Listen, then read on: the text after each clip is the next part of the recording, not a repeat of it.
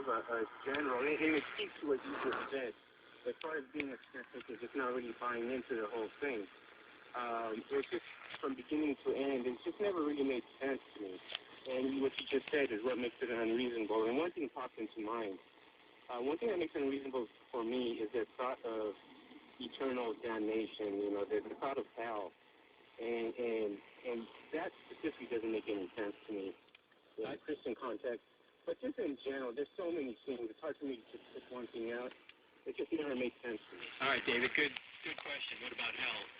Question. What about hell specifically? Yeah, no. I'm saying that's your objection. Hell. Well, it's not the objection. It's just one that came up into mind. Well, you have a whole set of objections, right? And I did too. Yeah. David, I did too. Right. I agree with you. Right, which is why I think this might be an interesting call to get your perspective on. Yeah, no, excellent question.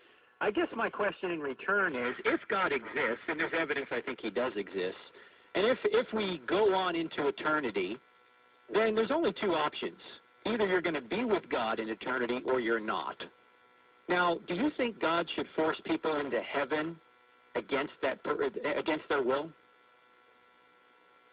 Okay, assuming that God exists, yes. I think well, what I think is, no, I don't think he should force people into heaven, but conversely, I don't think he should force or condemn people to hell. Well, hell is separation from God. So you're either with God in heaven or you're not. You're separated from him.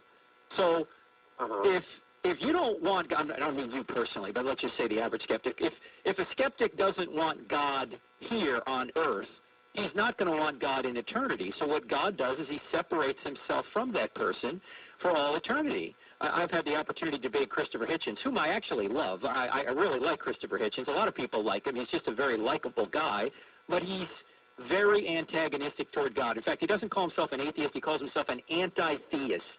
And he says, I don't want to live under this divine tyranny, that God is a divine tyrant. And I said, you could sum up Christopher Hitchens' book in one sentence. Here it is. There is no God, and I hate him. Right. And so he wants to be separated from God, and so God will ultimately give him what he wants. C.S. Lewis, Frank just quoted C.S. Lewis or referenced C.S. Lewis. He said it best. He said there's only two kinds of people in the end. Those who say to God, thy will be done, and those to whom God says, thy will be done. So at the